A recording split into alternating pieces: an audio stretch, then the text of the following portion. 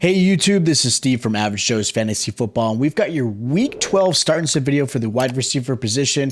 Hopefully you guys are having a fantastic day for Turkey Day, spending time with family and friends, and of course enjoying some great football this week. If you guys haven't already, make sure you check out our running back and quarterback start and sit video, and of course if you have waiver questions, check out our waiver wire video as well to get you guys ready and have the best possible lineup you could have to get you a victory, because we are about 3 weeks away before playoffs start, so every win matters. Now, these are your obvious starts. You should be starting at receiver. These guys should be in your lineup no matter the matchup, no matter if it is a great matchup, bad matchup. These guys should be in your lineup and be able to perform for you guys. Now, the first receiver I recommend as a good start this week is going to be Michael Pittman versus the Steelers. Finally, a game I feel a lot more confident in starting Pittman. Steelers give up the most points to wide receivers with 35.4. They also give over 200 receiving yards combined to receivers. This is a great game for Pittman to really put up 15 plus points. He's been pretty consistent for most of the year. He's been very, very quiet. He's not scoring a lot of touchdowns, but he is getting receptions and he's getting yards. I do like Matt Ryan back into the role. I think it only helps him out. You also can feel pretty comfortable putting in Paris Campbell in the flex role as well. I think he's going to be a nice little flex play this week if you have him in your roster and you kind of figure out who to put. Or, of course, if you're in a deep league, again, I like him. Definitely like Pittman this week. Now, another receiver I like this week is Terry McLaurin versus the Falcons. McLaurin struggled last week, but this is definitely a great matchup for him to turn it around. Falcons give up 188 yards to receivers, 34.4 points as well. They also allow a touchdown per game, which is huge. I love this matchup for him. Him and Heineke have got a great relationship together. Ever since Heineke came into the lineup, I always said that was going to be the best play for Terry McLaurin to have a really good season. Like I said, he did kind of lay a dud last week. It was just a tough matchup. I didn't really like it for him. But prior to that, he was on a really hot streak. He's performing really well. He's getting all the targets. Dotson is back, who helps out. Curtis Samuel is another good option you could play in your flex. And I really like what they're doing with the running back. So I like this option for them. Falcons are a team that is struggling, especially now losing Pitts, who I think is only going to hurt Drake London, because now the defense is going to absolutely go after him and nobody else is afraid. Who are you afraid of? I mean, Patterson maybe? There's not a lot. So, but I do like Terry McLaurin this week as a matchup. Christian Kirk is another guy I like this week against the Ravens. Ravens have improved on their pass defense. Don't get me wrong. Compared to earlier in the season to where they are now, the Ravens have drastically improved against the pass. They still allow 29.8 points to receivers and over 185 receiving yards.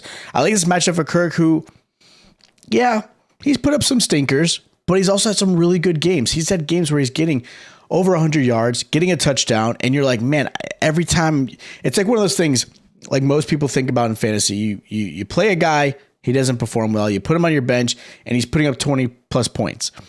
And sometimes I think most people feel that way with Christian Kirk. He's somebody I really feel confident with this week. I like the matchup. I do believe they're going to have to play behind. And again, wherever Trevor Lawrence goes is where Christian Kirk goes. So, and I like Trevor Lawrence's matchup this week. And I didn't have him as a great start per se in my quarterback video, but I like him as a good play this week if you absolutely needed to play him, just like I like Christian Kirk. I think he's going to get 8 to 10 targets, 120 receiving yards, and possibly a touchdown. Now, as far as a quarterback, I'm sitting Deontay Johnson.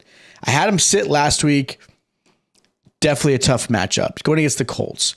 Last week, he only put up 6 points when I recommended a sit. This is another rough one for him.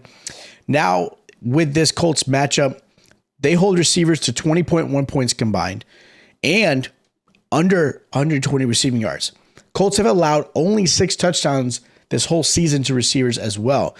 So this is a really tough matchup. Kenny Moore done a great job at the outside covering, receivers.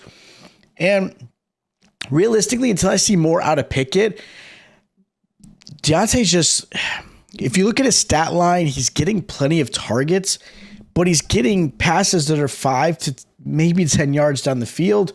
They're not passing deep downfield. Pickens is really going to be the receiver that has that connection and utilized deep down the field, where Deontay is really the first down guy. So unless he gets enough targets to get him 10 to 12 catches, maybe 90 to 100 yards, you're not going to get great, strong performance. He's averaging like 10 points in fantasy this season, and a lot of people had really high hopes for him. Now, if they get another quarterback next season or if Pickett really grows, there's a difference in that, but that's more of the dynasty side. As far as redrafts, I'm not playing Deontay this week. Another receiver I'm not playing this week is Allen Lazard versus the Eagles. Eagles do a great job against the top wide receivers. Lazard is in the top receiver for Aaron Rodgers, let's be honest. Even though Watson's getting all the shine, he's getting all the glory because he's performed really well. He's had a lot of touchdowns. He had 5 in the last 2 games. Lazard had 11 targets last week alone. So he is the clear-cut receiver for Aaron Rodgers. But he's most likely going to have Darius Slay covering him. And if you look at Lazard, this is a game where they're going to absolutely have to limit him to really force Aaron Rodgers to throw to Watson, who they're not overly concerned with. Watson's got great speed, don't get me wrong. He'll get on top of you, but the Eagles play a pretty disciplined defense. They're not going to let some receiver just go on top of them and just try to score. So this is a really tough matchup. Plus, Eagles have only given up 1 touchdown in the last 6 games. That's it. So, and I know their competition has been great. Aaron Rodgers hasn't been great. So, Allen Lazard, I'm sorry, but I'm sitting you this week. Now, the last receiver I'm sitting this week is Garrett Wilson versus the Bears. Bears do a good job against receivers, holding the 24.3 points. One thing to also consider is that Mike White is the new starting quarterback this week. That's been broken news there. Zach Wilson, which is probably a good thing, is no longer the starting quarterback. Mike White is in there. I would have loved to have seen Joe Flacco back in there. I get it. I think they're trying to see what Mike White can do. But that could be great news for Garrett Wilson and maybe even Elijah Moore. Or it could be bad news. We're not really sure what this report is going to look like, what the connection looks like between him and White. So for me, I'm going to sit Garrett Wilson this week, kind of see what plays out, how this looks. If you don't really have a lot of great options, and then obviously you're going to have to put Wilson into that flex spot. But I want to see a little bit more out of Mike White and Wilson together just to kind of see where the connection is. What does it look like? What does Mike White look like before I kind of put him back into the lineup? Now, as far as the sleeper goes, I have Keenan Allen versus the Cardinals. Allen should be playing this week like he did last week. He has had full practices so far this week, which is great. He didn't have any setbacks. He didn't re-injure himself, which is fantastic. Cardinals are middle of the pack against the pass, but they just allowed Deebo Samuel and Ayuk to have 16 points over that each person. This is going to be a game that Cardinals have to win, Chargers have to win. I expect a very similar performance between what Keenan Allen did and probably what Brandon Ayuk did. A couple touchdowns, 16 to 20 points, kind of in that range. Mike Williams is obviously hurt again. We'll see if he plays. I don't think he's going to. So that puts Palmer as another good option too if you have Jordan Palmer still. If you Josh Palmer if you didn't let him go. So, but I do like Keenan Allen as a nice little sleeper. I don't want to put him in the obvious start because I don't know if a lot of people feel comfortable. Because last week he did have some limitations. He was kind of limited in his snaps and shares. But this should be a full go for him this week. So I like him in a nice little sleeper role. So those are my start, sits, and sleepers for week 12 wide receiver edition. If you guys have not already, check out our start and sits for the quarterback and running back position. If you guys did enjoy the content and you are new to the channel, make sure you hit the subscribe button. It's greatly appreciated. And also, if you enjoyed it, hit the like button. It just shows love and appreciation from you guys as this amazing community continues to grow. Again, hopefully you guys have a great Turkey Day. Enjoy your time with your family and friends.